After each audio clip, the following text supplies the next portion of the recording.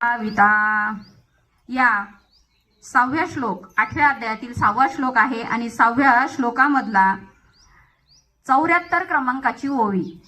आणि मरणी जया जे आठवे, आणि मरणी जया जे आठवे तो तेची गती पावे, म्हणून सदा स्मरावे मातेची तुवा.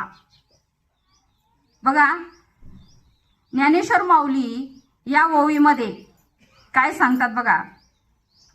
ज्ञानेश्वर माऊली म्हणतात, आणि मरणी जया जे आठवे तो तेची गती पावे, म्हणून सदा स्मरावे मातेची तुवा. कारण बघा या आज आपण प्रवचनाला सुरुवात करण्यापूर्वी आपण थोडासा आज आपण कशाबद्दल बसलो, काय कोणत्या कारणानिमित्त बसलो याचा थोडासा परिवार पाहू आपण. बघा आज आपण या ठिकाणी आलो, आज आहे दशक्रिया विधीचा कार्यक्रम आणि हा दशक्रिया विधीचा कार्यक्रम श्री विश्वनाथ सखाराम जाधव म्हणजे या गवंड्याच्या मळ्यातील आपले नाना आणि यांच्या दशक्रिया विधीचा हा कार्यक्रम इथं आयोजित केलेला असल्यामुळं त्या कारणास्तव आपण इथं एकत्र जमलो. बघा नाना या गवंड्याच्या मळ्यामध्ये नाना एक जुनी व्यक्ती जे या मळ्यामधल्या सर्व मंडळीचं जसं एखादा वटवृक्ष असतो, जुना झालेला जो वटवृक्ष असतो असा वटवृक्षाच्या ज्या सावलीखाली सर्व मंडळी राहत होते, सगळे त्यांच्या सावलीत बसायचे आणि असा वटवृक्ष असणारे आपले नाना विश्वनाथ नाना आणि त्या नानांचं आज 10 दिवसापूर्वी अल्पशा आजारानं निधन झालं. आजार तसा काही म्हणजे असं पडून राहिले नाही ते, किंवा त्यांनी म्हणजे असं कधी दवाखाना किंवा कुठं दुखणं खुपणं कधी काही नव्हतं, चालता बोलता. पण अचानक काळानं घाला घातला आणि नानांना देह ठेवावा लागला. असे असणारे नाना. बघा या नानाच्या जाण्यामुळं या सर्व मळ्यामधील परिवारावर, या मंडळीवर, जाधव परिवारावर म्हणजे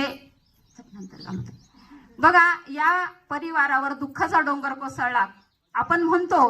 पण खरोखर मायबापानं ज्या मंडळीवर अशी स्थिती येते, अशी वेळ येते, त्यावेळेस खरं म्हणजे ते अनुभवाचे बोल असतात. ते शब्दातही वर्णन करता येत नाही, आपल्याला शब्दातही सांगता येणार नाही की खरोखर काय प्रेम दिलं असं नानांनी त्यांना. आणि बघा ते तर त्यांच्या छायेमध्ये राहत होते, त्यांच्या सावलीखाली राहत होते, त्यांना ते प्रेम मिळालेलंच आहे. पण नानांनी तुमच्या आमच्या सारख्या बाहेरील मंडळींना, प्रेमाच्या मंडळीला सुद्धा नानांनी प्रेम दिलं. कारण नानाचा स्वभावच असा होता की नाना ज्यावेळेस बाहेरून आम्ही इथं या मळ्यामध्ये यायचो त्यावेळेस नानाचं पहिले दर्शन नानाचं व्हायचं. नाना आम्हाला उभे असलेले दिसायचे, नाना वाट बघताना दिसायचे. नानांनी प्रत्यक्ष अप्रत्यक्षरित्या प्रत्येक जीवाला प्रेम देण्याचं कार्य केलं. जो जीव इथं येतो तो जीव सांगतो की नाना आम्हाला इतके प्रेमाने बोलायचे, आमच्याकडे यायचे, आमची विचारपूस करायचे. किती प्रेमाचा जिव्हाळा त्या नानाकडे होता. नानानं लहान लेकरापासून तर मोठ्या माणसापर्यंत प्रत्येक जीवाला सुख दिलं, प्रेमाचे 4 शब्द दिले. आणि असे असणारे नाना त्या परिवारातून ज्यावेळेस निघून जातात त्यावेळेस त्या परिवाराला हे दुःख पेलवत नाही, त्या दुःखाचं वर्णन करता येत नाही. म्हणून मायबापांनो त्यांच्या पाठीमागे त्यांचे 3 मुलं आहेत आणि त्या 3 मुलांनी खरोखर आई वडिलांची सेवा त्यांनी जशी शास्त्र पद्धतीने सांगितल्या जाते तशाच प्रकारे त्यांनी आई वडिलांची सेवा केली. आजही ते आईची सेवा करतात.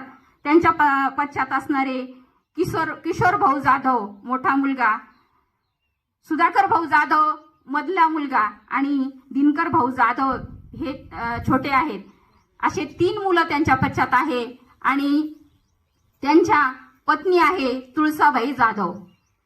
त्या आईला 1 वर्ष 1.25 वर्ष झालं असेल एखाद्या वेळेस त्या आईला त्या म्हणजे दुर्धर आजारानं ग्रासलंय आणि त्या अशा आजारामध्ये त्यांचं जीवन व्यतीत करू लागल्या. पण अशा परिस्थितीत हे दुःखाचं जे दिवस आहे हे काढता काढता अचानक नानांनी देह ठेवल्यामुळं खरोखर म्हणजे त्यांच्यावर आपल्यासारख्याला तरी वर्णन करता येणार नाही त्यांच्या दुःखाचं. इतकं म्हणजे त्यांना हृदय भरून येतं. ज्यावेळेस त्यांच्या परिवाराची ज्यावेळेस आपण बोलायला जातो ना तर हृदय भरून येतं आमच्या सारख्यांचं सुद्धा. तर तुम्ही तर सगळे त्यांच्या सानिध्यात राहणारी मंडळी आहे. म्हणून बघा, कारण माणसाला जन्माला जो आलेला आहे, जन्माला जो येतो त्याला एक दिवस जावंच लागतं. हा विधीचा नियम आहे, विधीचं विधान आहे. जो जन्माला आला त्याला एक दिवस या पृथ्वी तलावावरून आपल्याला जावं लागतं, आपल्या निज धामाला निघून जावं लागतं. हे सगळ्यांसाठी काही नवीन नाहीये. पण अशी चांगली व्यक्ती ज्यावेळेस निघून जाती ना त्यावेळेस खूप मोठी दरी पडते, तिथं खूप मोठी रिकामी जागा होते. आणि अशा वेळेस अंतःकरणात एक वेगळा भाव तयार होतो की भगवंता अजून काही दिवस त्यांना ठेवायला पाहिजे होतं. पण जेवढं त्यांचं आयुष्य होतं तेवढं ते राहिले आणि त्यांनी मरावे परी कीर्ती रूपे उरावे. काय जन्माला आला कसा मेला याला महत्व नाही. जन्माला आल्याच्या नंतर तो कसा मेला याला महत्व नाही. लोक म्हणतात कोणी ऍक्सिडेंटनं जातं, कोणी करंट लागून जातं, कोणी फाशी घेऊन जातं, कोणाला अचानक निधन होतं, कोणी अटॅकनं जातं. तर बऱ्याचशा लोकांचा भ्रम असा आहे की अहो इतकं देव केला पण त्यांचं मरण असं आलं. मरण कसं आलं याला अजिबात महत्व नाही. पण त्यानं जीवन कसं जगलं, त्यानं काय कार्य केलं. मरावे परी कीर्ती रूपे उरावे. ज्यावेळेस त्यांचं कर्म चांगलं होतं, ज्यावेळेस ते जीवन जगत असताना कोणाला सुख दिलंय, कोणाला सुखादुखामध्ये साथ दिली, कोणाचं म्हणजे चांगलं कधी वाईट चिंतलं नाही, कधी कोणाची वाईट म्हणजे कोणाबद्दल मनामध्ये विचार केला नाही, चांगले कर्म केले, ते कर्म माणसाच्या सोबत राहतं आणि तेच सोबत येतं. अशातलेच आपले नानांनी भक्ती मार्गामध्ये आमच्या तरी सानिध्यात 2-4 वर्षाचा संबंध असेल आणि तेवढ्या काळामध्ये नानांनी इतकी उत्तमरित्या भगवंताची भक्ती केली.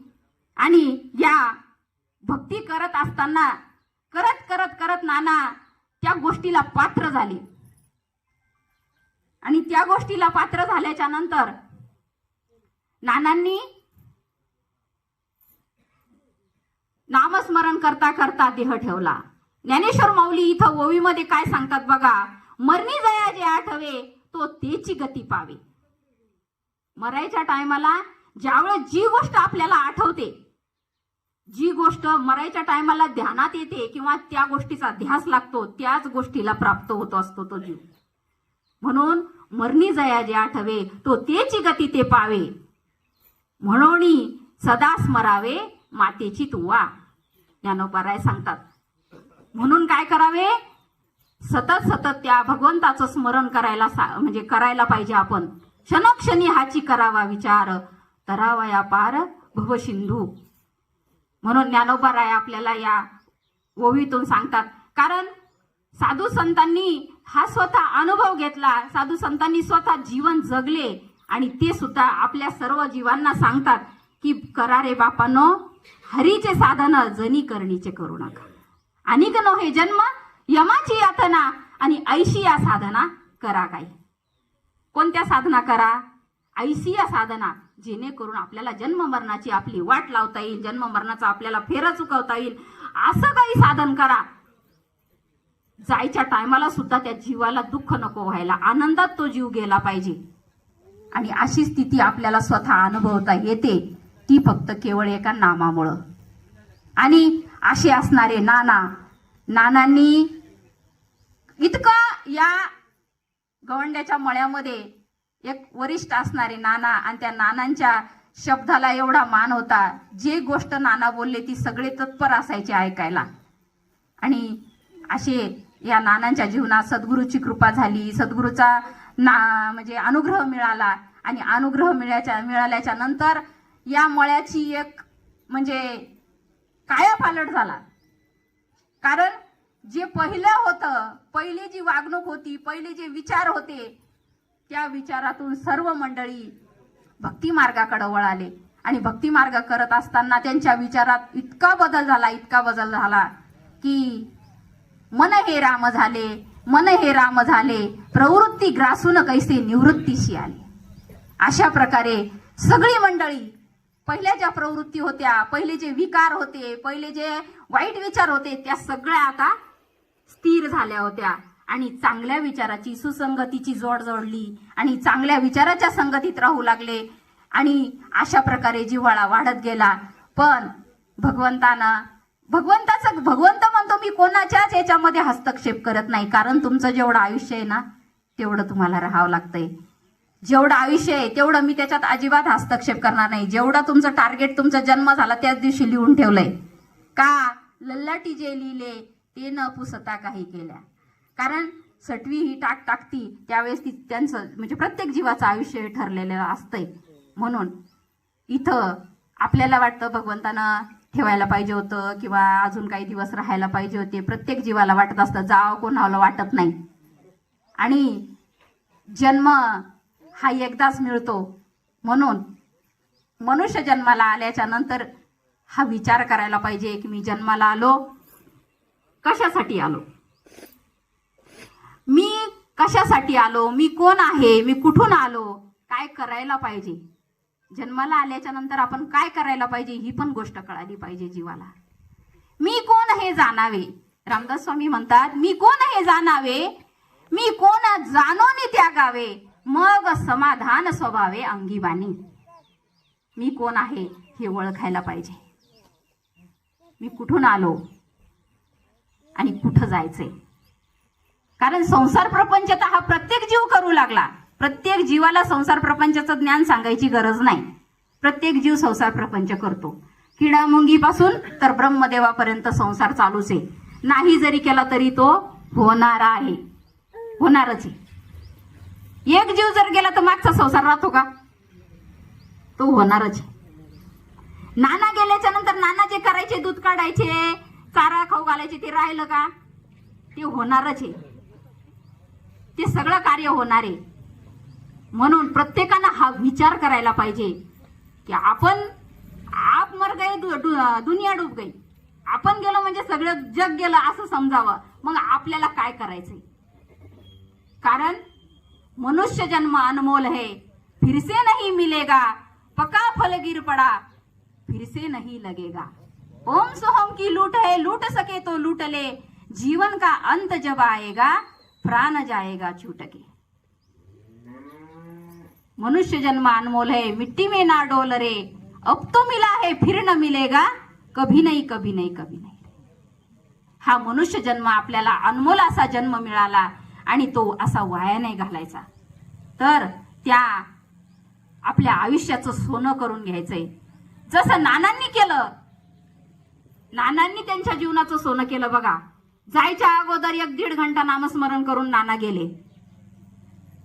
आनंदानं नाना इथून निघून गेले. असं वाटलं नाही की कधी कोणाच्याही मनात थोडी सुद्धा शंका आली नसेल की नाना परत वापस येणार नाही म्हणून. चालत बोलत नाना निघून गेले. त्यांच्या निज धामाला निघून गेले, पण त्यांची कीर्ती मागे ठेवली. जसं तरी नाना देहानं जरी तिकडे गेले, पण आज प्रत्येक जीवाला नाना गेले म्हणून वाटतं का. आजही नाना जसेच्या तसे डोळ्याच्या समोर उभे राहतात. इथं साधू संत म्हणतात गेले गेले गेले ऐसे नाव न कोणी, बीज जाय वृक्ष होय वृक्ष येई बीजातून. गेले गेले गेले ऐसे नाव न कोणी.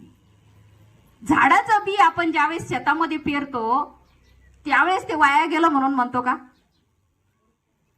ते बी पेरल्याच्या नंतर आपण असं एखाद्या ताईन म्हणायला पाहिजे की अहो एवढं मागा मोलाचं बी आणलं तुम्ही शेतामध्ये पेरलं ते वाया गेलं ना, असं म्हणू शकतं कोणी. कारण एका बियाचे 4 दाण्याचे 400 दाणे होणारे. तसं नानांनी बोला गणू अशा प्रकारे नानांनी म्हणजे नानांचं कार्य, नाना गेले म्हणून असं म्हणायचं नाही. कारण नानाचा एवढा मोठा हा वटवृक्ष, त्यांचा जो परिवार आहे, नाना या सगळ्या परिवारामधून नानाचं दर्शन होणार आहे तुम्हा आपल्याला. असं नानांचं कार्य. म्हणून ते गेले म्हणून असं कधी कोणत्या जीवाला वाटणार नाही. कारण आपल्याला जन्माला येऊन भगवंताची प्राप्ती करायची आहे आणि भगवंताची प्राप्ती झाल्याशिवाय जीवाला सुख लाभायचं नाही. प्रत्येक जीव हा जन्माला आला तर तो काय करतो? सुखाचा शोध घेतो. जीवन कशासाठी जगायचंय? सुख शोधण्यासाठी. दुःखाचा शोध घेत नाही जीव. दुःखाचा शोध घेत नाही पण तरी सुद्धा दुःख येतं. सुखाचा शोध घेतं तर ते मिळत नाही. सुख पाहता जवा पाडे आणि दुःख पर्वता एवढे. थोडं जरी सुख शोधायचं म्हटलं तर दुःख पर्वता एवढं आहे आणि ते सहन करावं लागतं जीवाला. साधू संत सांगतात की अवघाची संसार सुखाचा करीन. काय म्हणतात साधू संत? अवघाची संसार सुखाचा करीन, आनंद भरीन तिन्ही लोक. अवघाची म्हणजे संसाराची म्हणजे परमार्थ आणि प्रपंच दोन्ही सुखाचे करीन. आणि तो साधू संतांनी सुखाचा केला. प्रपंचही सुखाचा केला आणि परमार्थ पण सुखाचा केला. तसा साधू संताला करता येतो, मग तुम्हा आपल्याला करता येत नाही का? तुम्हा आम्हाला पण करता येतो, पण त्याच्यासाठी काही रीत आहे. त्याच्यासाठी काय रीत आहे? त्याच्यासाठी साधू संतांच्या मार्गाने जावं लागणार आहे. साधू संतांच्या रीती पद्धतीने जावं लागणार आहे. त्यावेळेस आपल्याला त्या सुखाची प्राप्ती होणार आहे. नाहीतर जीव हा एवढा त्रस्त होतो, संसारामध्ये एवढा त्रस्त होतो, पण तरी सुद्धा त्या जीवाला लवकर त्याची उपरती होत नाही. त्या गोष्टीची ऊब येत नाही. किती त्रास झाला म्हणजे संसार सोडून देईन माणूस? नाही सोडू शकत. आणि परमार्थ एवढा चांगला असून त्या परमार्थाची ओढ लागत नाही. परमार्थाची ओढ लागत नाही, संसाराची ओढ लागते. किती त्रास असू द्या बघा तुम्ही, किती त्रास असू द्या, त्या देहाचा त्रास असू द्या, मानसिक टेन्शन असू द्या, शारीरिक असू द्या, तरी सुद्धा जीव जगण्याची उमेद ठेवतो. जातील 4 दिवस निघून जातील, 4 दिवस निघून जातील, असं करता करता जीवन जगत असतो. पण त्या जीवाला कधी असं वाटत नाही की आपण भगवंताची प्राप्ती करावी. देवे दिला देह भजना गोमटा, तो या झाला फाटा बाधिकेचा. कशासाठी दिला देव? देवाचं भजन करण्यासाठी. आणि देवाचं भजनच करण्याची म्हणजे करण्यासाठी दिला, पण नेमका जीव काय करतो? देवाचं भजन न करता संसाराचंच भजन करतो. संसाराच सगळ्या डोक्यामध्ये संसारच असतो. किती करशील रे संसार नर देह मातीला जाणार. किती करशील रे संसार नर देह मातीला जाणार. बंगला गाडी महाल पलंग, बंगला गाडी महाल पलंग, इथल्या इथे राहणार नरदेह मातीला जाणार. किती करशील रे संसार नरदेह मातीला जाणार. हा नरदेह एक दिवस मातीला जाणार आहे. म्हणून काय करायला पाहिजे? सावध व्हायला पाहिजे. आता तरी होई जागा, तुका म्हणे पुढे दगा. जीवा आता तरी जागा हो, आता तरी सावध हो. पुढं दगा आहे, सांगता येत नाही. कधी काय होईल क्षणाचाही माणसाचा भरवसा नाही. म्हणून उठा, जागे व्हा रे आता, स्मरण करा पंढरीनाथा, आणि चुकवी आता व्यथा जन्म मरणाच्या. आता जाग व्हायला पाहिजे. कारण तुम्ही आणि मी सगळे जीव हे स्वप्नात आहे. आता तुम्ही सगळे माझ्याकडे बघू राहिले, तुम्ही जागे का झोपेले? बरं, सगळे जीव हे झोपेत कसे जागे मला सांगा बरं तुम्ही? झोपेतच आहे. कारण आपल्याला आपल्याला काय वाटतं माहिती का? अजून मी लय दिवस जगणार आहे. आपलं खरं गाव कोणतं आहे सांगा बरं? आपलं शिल्ले गाव आहे आपलं खरं गाव आहे का? आपलं खरं गाव कोणतं आहे? निर्गुणी येणे, निराकारी जाणे, आणि सदा माझे राहणे निरंजनी. मी निर्गुण निराकार आहे. मी देह नसून मी आत्मा आहे. मी जीव नसून मी शिव आहे. आणि मी त्या भगवंताचा अंश आहे. मला जिथून मी आलो ना तिथं मला जायचंय. कुठून आलो मग आपण? या चैतन्य शक्तीतून आपला जन्म झालेला आहे आणि आपल्याला त्या चैतन्य शक्तीकडेच जायचं. आपल्याला त्याच्यामध्ये जायचंय, म्हणून त्या गोष्टीची कास धरली पाहिजे. भगवंत हा प्रत्येक ठिकाणी आहे. आत बाहेर म्या कोंदले, हे जग निखिल माझेच होतीले, तया कैसे कर्म आडाले जे मी नाही म्हणती. भगवंत म्हणतात की अरे हे सगळं जग, सगळ्या ठिकाणी किडा मुंगीपासून ब्रह्मदेवापर्यंत प्रत्येक सगळ्या गोष्टीमध्ये माझंच हे चैतन्य माझंच आहे आणि मी प्रत्येक ठिकाणी व्यापून उरलेलो आहे. पण जीवाला ते कळत नाही, जीवाला त्या गोष्टीची जाणीव नाहीये. म्हणून त्या जीवाला जाणीव करून देण्यासाठी ज्ञानेश्वर माऊली सांगतात की आपण कशासाठी आलो, काय करायचंय याची जाणीव करून घ्या. आणि ही जाणीव झाल्यावर त्या जीवाला दुःख होणार नाही, जायाचं दुःख त्या जीवाला होणार नाही.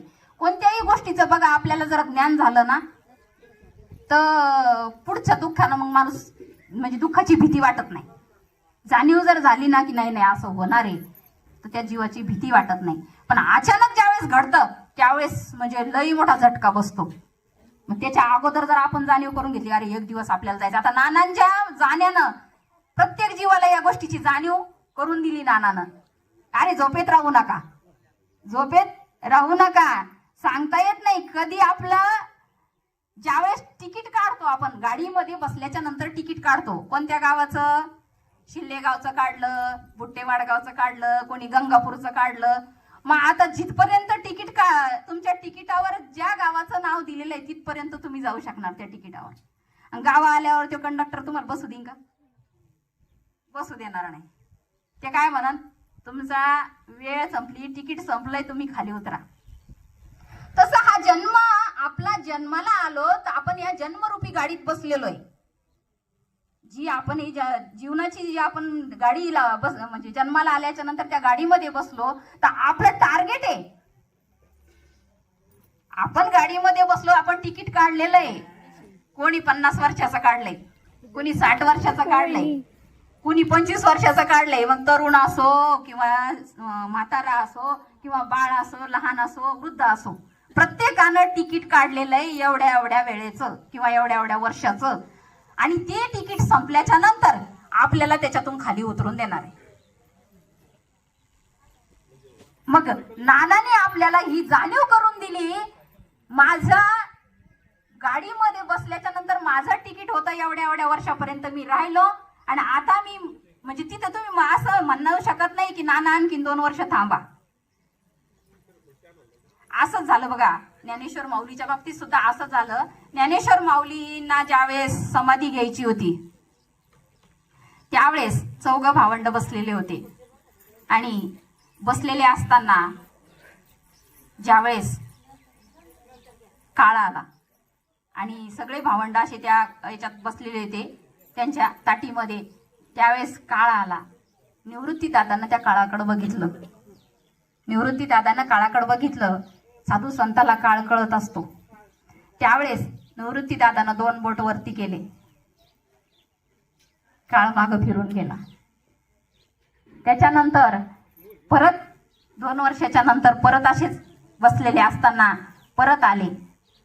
त्यावेळेस सोपान दादानं बघितलं, परत 2 बोट वरती केले, काळ वापस गेला. आणि तिसऱ्यांदा मुक्ताताईनं बघितलं आणि बघितल्याच्या नंतर पुन्हा 2 बोट वरती केले. त्यावेळेस पण चौथ्यांदा आहे ना, मग काळाला माहित होतं यांची इच्छा आहे की दादांनी ज्ञानेश्वर माऊलींनी आमच्यासाठी आणि जगासाठी सुद्धा अजून कार्य करावं. तर साधू संतांचं येणं कसं असतं बघा तुम्ही.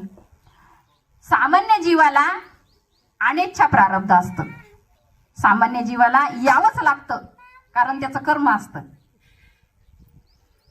कर्मामुळं जीव जन्माला येतो. मग कर्म आले म्हणजे माणसाचं कर्म असलं का मग त्या जीवाला वासनेचा संग होया अंतकाळी तरी तपोबळी जन्म धरी, वासना राहिली का मग जन्म घ्यावा लागतो. तसं सामान्य जीवाला अनिच्छा प्रारब्ध असतं आणि देवाला परेच्छा प्रारब्ध असतं. परेच्छा म्हणजे असे भक्तगण जर असले ना तर ते काय म्हणते, भगवंता आम्हाला लय त्रास व्हायला लागला, लोक आम्हाला त्रास द्यायला लागले, आमच्यावर अन्याय करायला लागले, भगवंता तू अवतार घे. त्यावेळेस काय होतं, भगवंत अवताराला येतो. भगवंत अवतार घेतो आणि दुष्टाचा नाश करतो. त्यावेळेस भगवंताला काय आहे, परेच्छा प्रारब्ध आहे. पण साधू संताला स्वइच्छा प्रारब्ध आहे. साधू संत काय करतात, स्वतःच्या इच्छेनं येतात, इच्छेनं कार्य करतात आणि कार्य करून निघून जातात. तशातले ज्ञानेश्वर महाराज माऊलींनी ज्यावेळेस तिघा भावांचं 2-2 वर्षाचं कार्य जे इच्छा होती तोपर्यंत ते थांबले. वयाच्या 22व्या वर्षी ज्ञानेश्वर माऊलीला शिक्का मारलेला होता. ते जसे आपल्यासारखेच जन्माला आले होते, ते काही म्हणजे असे वेगळ्या मार्गाने नव्हते आले, ते पण आईच्याच पोटी, आई वडिलांच्याच पोटी जन्म घेतला. तर त्यावेळेस त्यांना 22च वर्षाचं आयुष्य. मग त्यावेळेस त्यांचं कार्य, इथलं पृथ्वीवरचं कार्य संपलं. मग आता त्यांची जायची वेळ आली ना, मग तिथं कोणाला अडवता आलं का? तिथं कोणालाही अडवता आलं नाही. माऊलींनी आता बघा, नानांचं वय हे तरी असेल 60-65 वर्षापर्यंत असेल, 80 वर्षापर्यंत नानांचं वय होतं. मग ज्ञानेश्वर माऊली तर 22च वर्ष जगले. मग सांगा बरं तुम्ही, मग किती वर्ष जगला म्हणजे आपल्या इच्छा पूर्ण होतील? 100 वर्ष जरी राहिलं तरी जीवाला जावं वाटत नाही. जावं वाटतं का? नाही जावं वाटत. मग आपल्याला जास्त आयुष्य मिळावं हे महत्वाचं आहे का चांगलं कर्म करावं हे महत्वाचं आहे? कारण कमी वेळेमध्ये सुद्धा चांगलं कार्य करून काहीतरी माग कीर्ती उरवता आली पाहिजे. लोकांनी चांगलं म्हणजे म्हटलं पाहिजे की हा जीव राहिला पण यानं लईच लोकांना आनंद दिला, सुख दिलं, किंवा सगळ्यांसोबत प्रेमानं राहिला, अशी कीर्ती माग उरली पाहिजे. संत युग पलटे नहीं, युग गए अनंत, हर एक युग में अवतार धरे फिर संत के संत. साधू संतांचं अवतार कार्य तुमच्या आमच्या उद्धारासाठी झालं. साधू संतांनी तुमच्या आमच्यासाठीच, आपल्यासाठी जन्माला आले. कारण ते ऐशी कळवळ्याची जाती करी लाभावी ना प्रीती. त्यांना सामान्य जीवाचा कळवळा येतो. त्यांना असं वाटतं की ज्या दुःख त्यांना सहन होत नाही, ज्या दुःखाचा डोंगर त्यांच्यावर कोसळतो, या दुःखातून सावरण्यासाठी साधू संत आपल्याला चांगला मार्ग दाखवतात. आणि त्या मार्गाने जर गेलो आपण, मार्ग दावून गेले आधी दयानिधी संत ते, येण्याची पण ते चालू जाता, मग न पडे गुंथा कोठे काही. अशा वेळेस तिथं मग काही कुठल्या गोष्टीची अडचण येणार नाही. आनंदानं देह ठेवता येतो, आनंदानं जाता येतं. आणि जायच्या टायमाला त्या जीवाच्या मनामध्ये काय चाललंय, तो जीव संसाराची आठवण करतोय का, लेकरा बाळाची आठवण करतोय का, परमार्थाची आठवण करतो, हे ते त्या जीवावर अवलंबून आहे. कारण मरणी जया जे आठवे तो तेची गती ते पावे. मरायच्या टायमाला काय आठवण येते? मग आता संसार करणाऱ्या जीवाला मरायच्या टायमाला काय आठवण येणार आहे हो? मैली ही संसार आठवणारे, लेक आठवणारे, मुलगा आठवणारे, नातू आठवणारे, शेत गाय म्हैस सगळ्या गोष्टी आठवणारे जायच्या टायमाला. जो जीव संसार करतो त्याला, कारण ज्या गोष्टीचा छंद लागला, ज्या गोष्टीच्या सानिध्यात तो राहतो, तीच गोष्ट आठवण येणार आहे. मग आपल्याला संसार करायचा नाही का? संसार करायचा. संसारी असावे, आसुनी नसावे. संसारी असावे, आसुनी नसावे. भजन करावे सावकाश. मग आपल्याला संसारात राहायचंय, पण आसून नसल्यासारखं राहायचं. म्हणजे कसं राहायचं?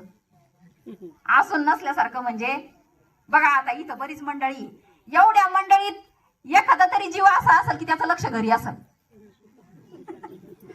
तो इथं दिसतोय शरीरानं, पण त्याचं चित्त कुठं आहे? घराकडे आहे.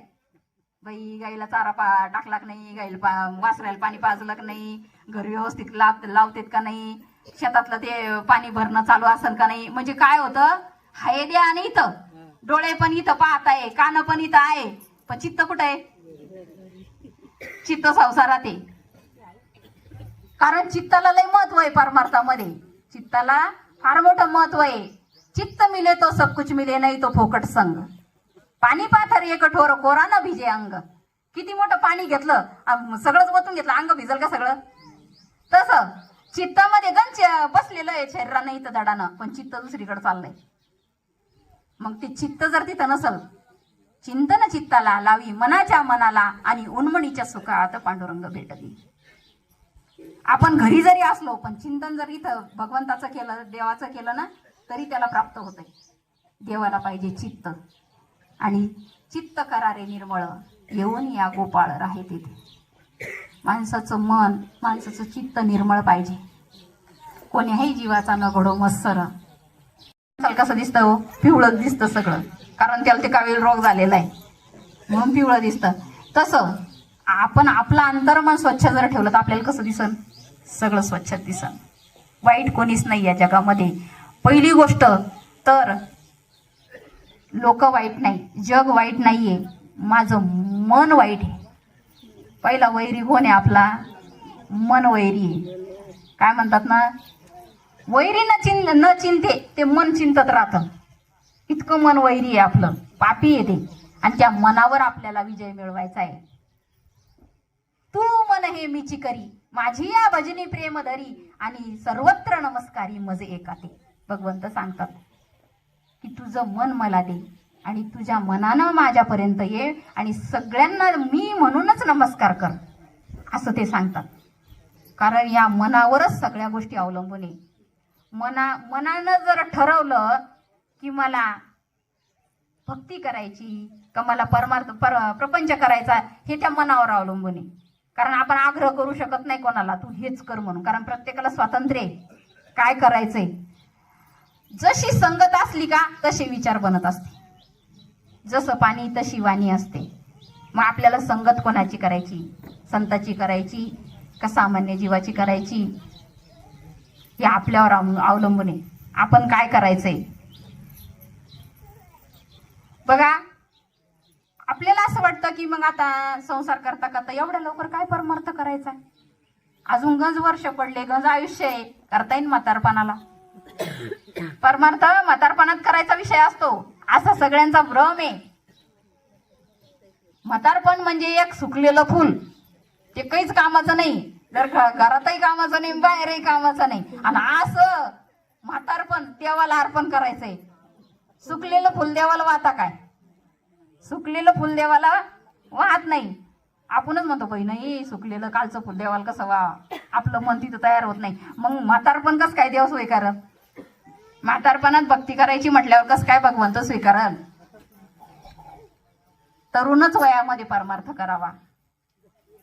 तिथं काही असं नाहीये की परपंच म्हणजे करायला लागलं तर परमार्थ होणार नाही. साधू संतांनी सांगितलं, हरिपाठामध्ये ज्ञानेश्वर माऊली म्हणतात, ठाईचं बैसोनी करा एक चित्त, आवडी आनंद आळवावा, न लगती सायास जावे वनांतरा, आणि सुखी येतो घरा नारायण. कुठं जायचं सांगितलं का? ठाईचं बैसोनी एका ठिकाणी बसायचं सांगितलं, आणि त्या नामाचा ध्यास करायचा सांगितला. 24 तास करायचं का? मग 24 तास नाही करायचा, 1 तास. 23 तास संसाराला द्या, भरपूर 23 तास प्रपंच करा, संसार प्रपंच करा, आणि फक्त 1 तास भगवंताला द्या. 1 तास उरला खटवांग रायाशी, आणि भाग्यदशा कैशी प्राप्त झाली. 1 तासामध्ये खटवांग रायाला भाग्यदशा प्राप्त झाली. मग आम्हाला होणार नाही का? नक्कीच होणार आहे. आणि किती जरी सुखाचा शोध घेतला तरी देवाच्या नामाशिवाय सुख मिळणार नाही. देवाच्या नामाशिवाय सुख मिळणार नाही.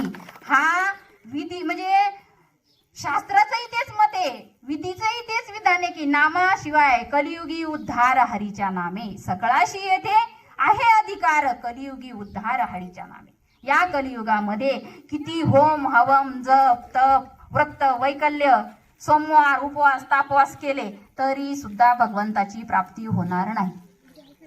होणार नाही भगवंताची प्राप्ती. ती फक्त केवळ एका नामानं होणार आहे. नाम ज्यावेळेस जीवनामध्ये येईल त्यावेळेस त्या जीवाला त्या नामाचा अंगसंग होईल, त्या नामाचा छंद लागल, त्यावेळेसच त्या जीवाला खरं सुख कळणार आहे. देव कुठं मंदिरात नाहीये, देव कुठं कोणत्या तीर्थामध्ये नाही, तीर्थी धोंडा पाणी आणि देव रोकडा सज्जनी. कुठे आहे देव?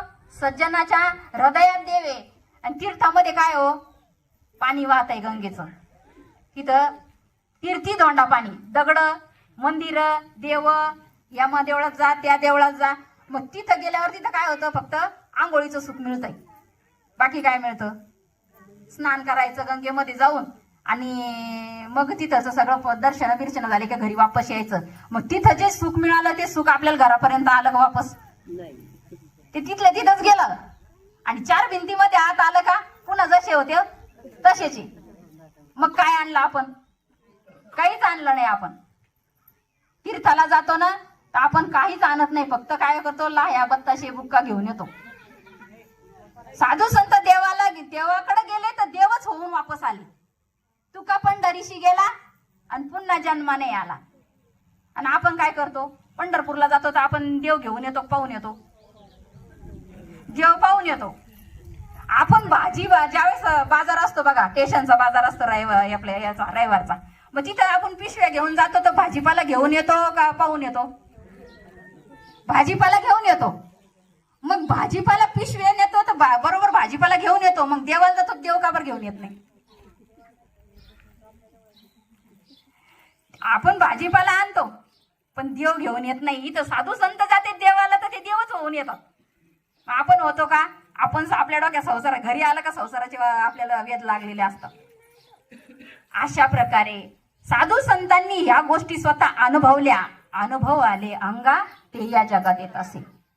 त्यांनी स्वतः अनुभवला. कारण त्यांना सुद्धा दोन साधू संतालाही बायका आहे, मुलं आहे, घर आहे, संसार, प्रपंच, गाडी सगळं काही आहे. त्यांना शेती बाडी सगळं आहे ना. मग तरी सुद्धा ते देव झाले. मग आपलं काय चाललं? आपण का होत नाही? देव पहावयाशी गेलो आणि तेथे देवची होऊन ठेलो. देव पाहायचा नाहीये. देव पाहता पाहता पाहता स्वतःच देव होतो. कारण देव होतो म्हणजे त्याच्या वागण्यात, बोलण्यात त्याच्यात सगळा बदल होऊन जातो, पूर्ण बदल होऊन जातो. त्या जीवाला उपरती होते, त्या जीवाला खरं सुख कळतं, खरं महत्व कळतं. कारण जीवाकडं 6 विकार आहे आणि त्या 6 विकारामुळं जीवाला ते 6 विकार सगळ्या ठिकाणी नाचवतात. लय भयानक आहे बरं हे 6 विकार. प्रत्येक जीवानं जन्माला आले तेव्हा ते 6 विकार सोबत आणलेले. हे बाकीचे शारीरिक विकार तर ते वेगळे असतातच, पण हे ज्यावेळेस जीव जन्माला येतो त्यावेळेस ते सोबतच असतात 6 जण. आणि ते 6 जण याचा खेळ, सगळ्या या जगाचा जो खेळ चाललाय त्या 6 जणांवर चाललेला आहे. आणि ते 6 जण माणसाला नाडवतात. ते चांगल्या ठिकाणी जाऊ देत नाही, चांगल्या ठिकाणी वळू देत नाही. ते 6 जण कोण आहे बघा? काम, क्रोध, मद, मत्सर, अहंकार आणि दंभ, असे हे 6 जण आहे. आणि ते 6 जणांना प्रत्येक जीवाला थोडं जरी कोणी काही बोललं का त्या जीवाला असा तळपायाची आग मस्तकाला जाते. त्याला असं वाटतं काय करावं काय नाही, काय करावं काय नाही. पण त्याच्या लक्षात येत नाही की अरे हे विकार जर ज्यावेळेस उफाळतेत ना त्यावेळेस आपलं नुकसान होणार आहे, हे त्या जीवाला कळत नाही. मग त्या विकारावर आपल्याला मात करायची. साधू संतांनी काय केलं? साधूनं, ज्या साधूनं 6 धुतले त्याला साधू म्हणतात. ज्यानं 6 धुवून काढले त्याला साधू म्हणतात. संत कोणाला म्हणतात? ज्यांनी 6चा अंत केला त्यांना संत म्हणतात. मग तुम्हा आम्हाला त्या 6चा अंत करावा लागणार आहे, त्यावेळेसच आपल्याला त्या गोष्टीची प्राप्ती होणार आहे.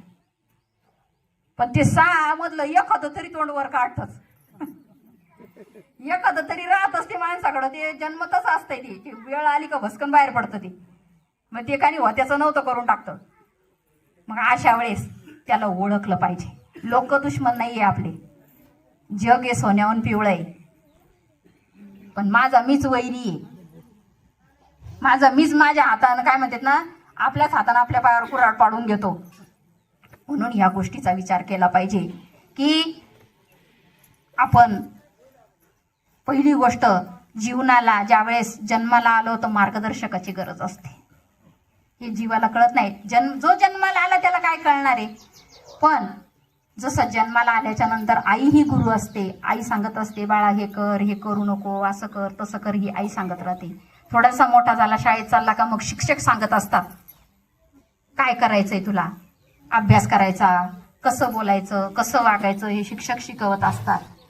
आणि त्याच्यानंतर थोडासा वयात आल्याच्या नंतर मग घरामधली मंडळी, वडीलधारी मंडळी त्या सांगत राहतात. असं प्रत्येक जीवन जगत असताना कोणीतरी मार्गदर्शक असावा.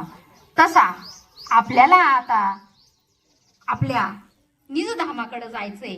संसार प्रपंच केला आपण, कोणाच्या तरी मार्गदर्शनानं संसार केला, पण संसार करत असताना आता आपल्याला भक्ती मार्गाकडे वळायचंय, तर कोणाची तरी आपल्याला मार्गदर्शकाची गरज आहे.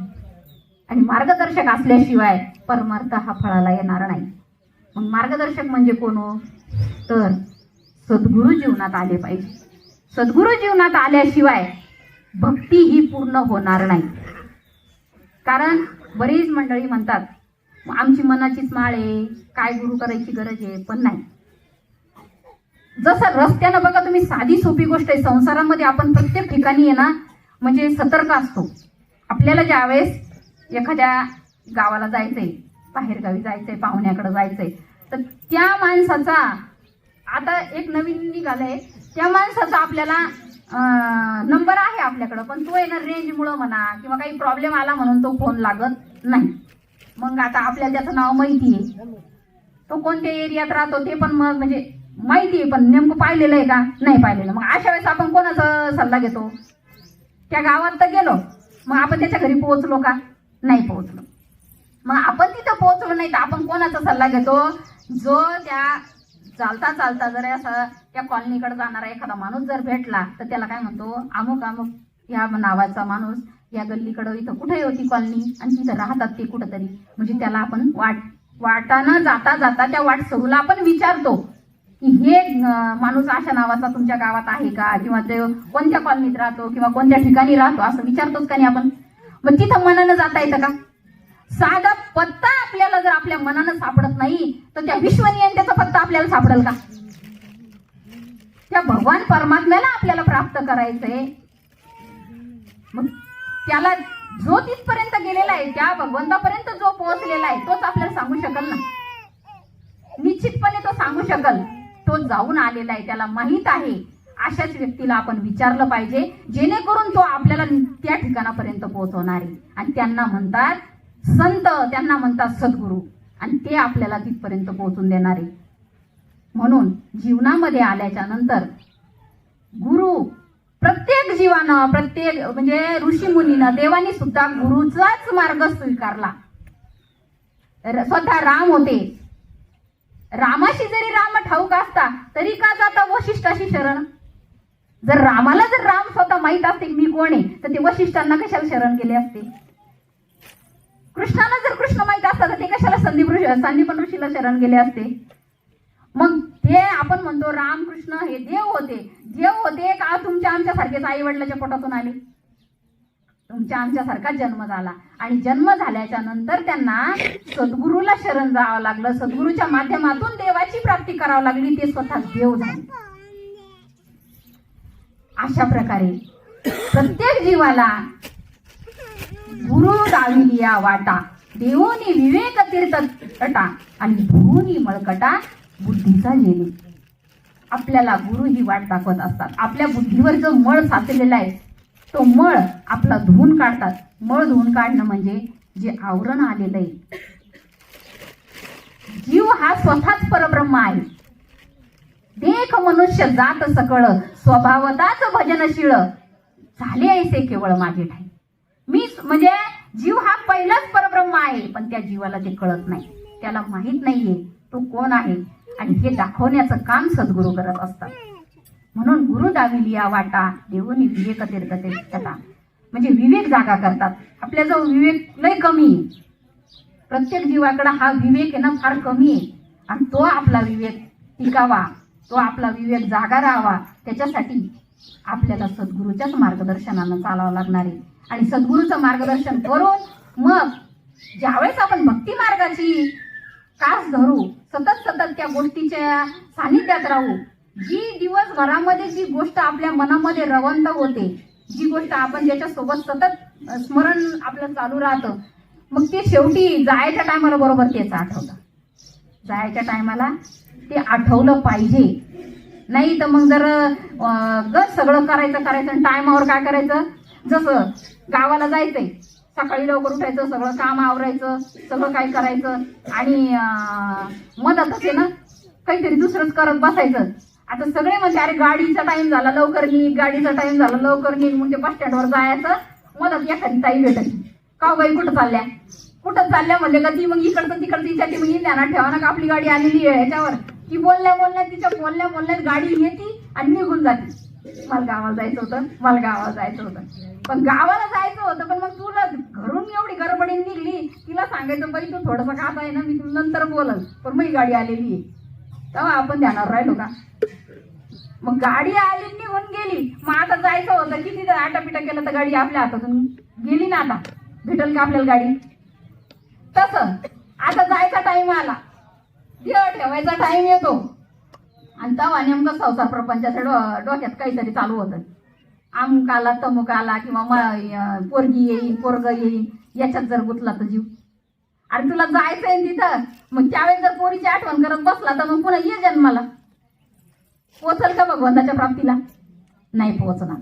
काय झालं, एकदा आपण दृष्टांत पाहू. एकदा एक म्हातारे बाबा होते बघा, वयस्क होते, म्हणजे शेवटचे श्वास मोजत होते असं हे धरा. आणि त्यावेळेस ते लेख आले. एक लेख फार श्रीमंत होता त्यांचा, म्हणजे 2 जण होते, खूप श्रीमंत मुलं होते, गडगंज त्यांच्याकडे पैसा होता, पाहिजे तेवढे पैसे त्या म्हाताऱ्याला लावू शकत होते.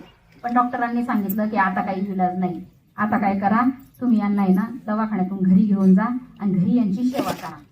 मग अशा वेळेस त्यांना वाटलं आता जाऊ दे, आता आपण तर प्रयत्न केले, पण शेवटी आता बाबाची इच्छा ते आता आहे तोपर्यंत कसं आहे त्यांच्यासोबत बोलता येतं, काहीतरी खाऊ घालता येईल, पडल्या त्यांची सेवा करता येईल, म्हणून त्या मुलांनी काय केलं, घरी आणलं. मग असेच 4-5 दिवस निघून गेले, 7-8 दिवस निघून गेले, पण तरी बाबा जागेवर पडेल होते. घ्यायचे थोडंफार ज्यूस घ्यायचे, काही पाणी घ्यायचे, पण मग बोलायची ती. जायच्या टायमाला तोंड लय सुटतं माणसाला, म्हणजे बोलायची, बडबड करायची. मग अशा टायमाला मग आता सगळे पाहुणे रावणे लेकी जावाई सगळे जवळ येऊन बसलेले. अशा टायमाला काय झालं, त्या अशी बाहेर म्हणजे समोरच्या घरामध्ये म्हाताऱ्याला टाकलेलं आणि म्हाताऱ्याला घरातून बाहेरचं दिसत होतं गोट्यात.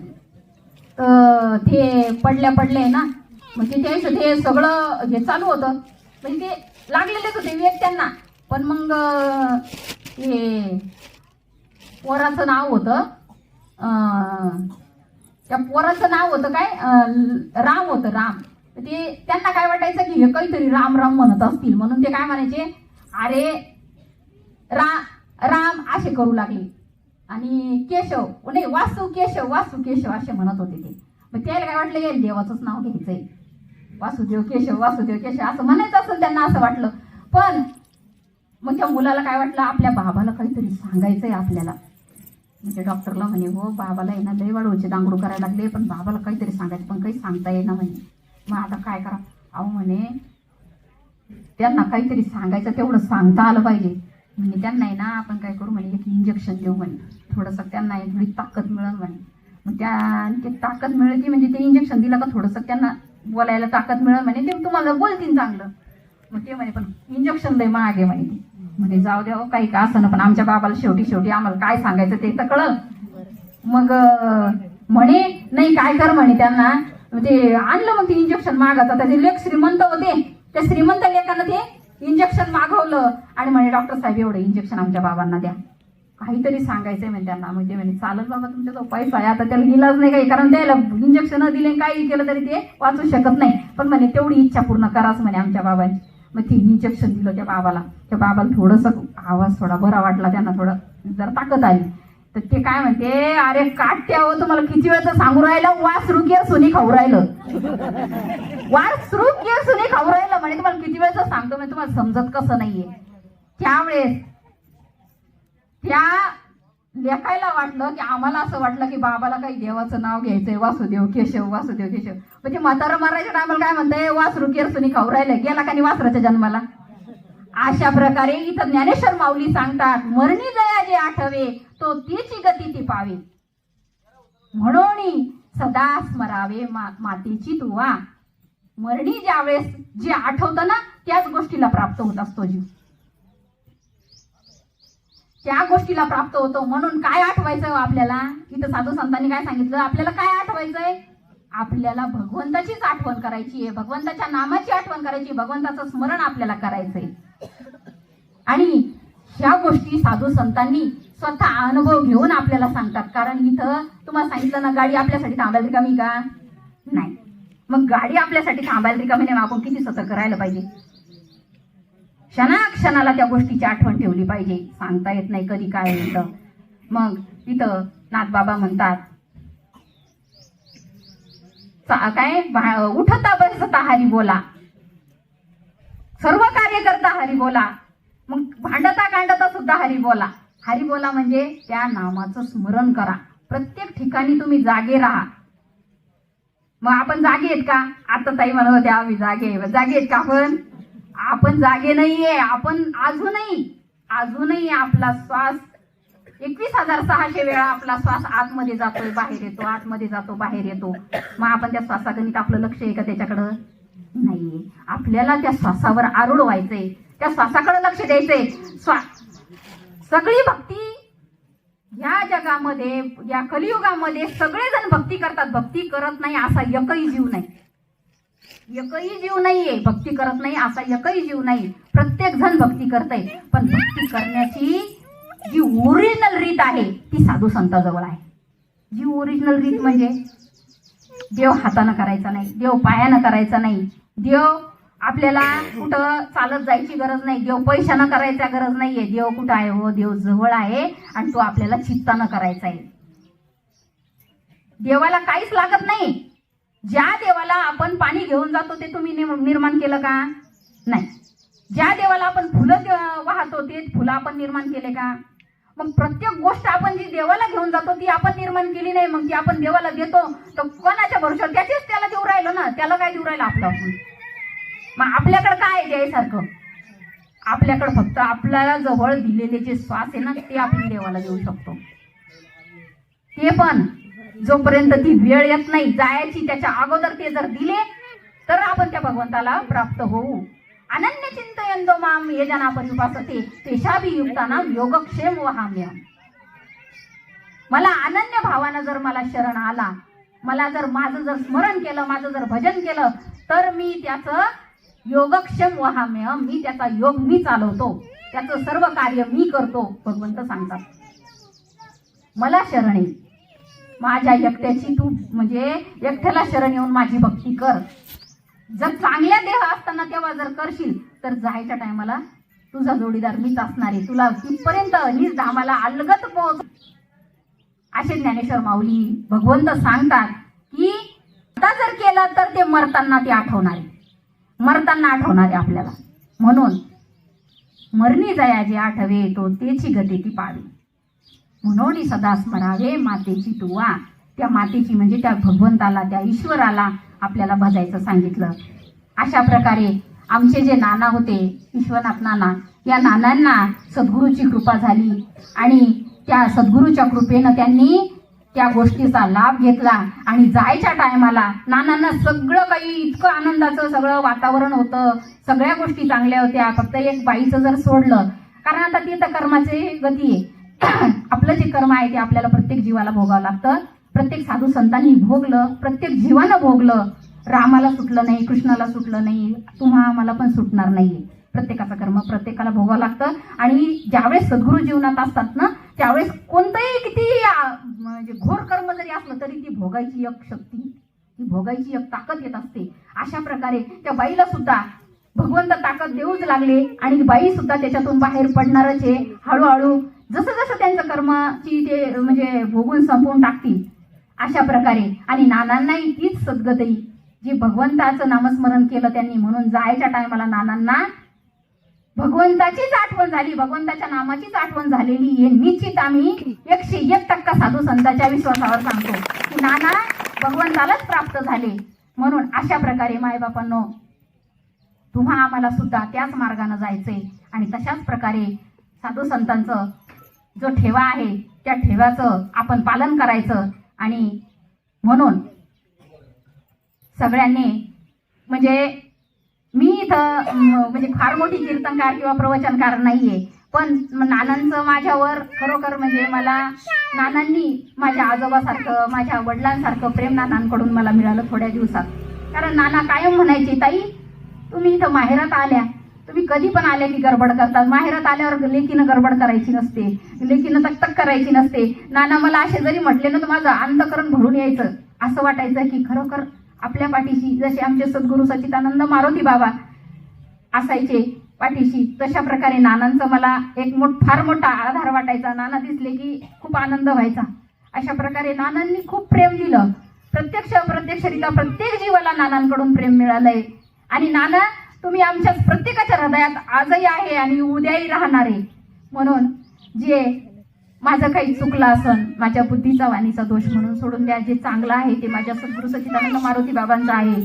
आणि हे झालेलं भावपुष्प मी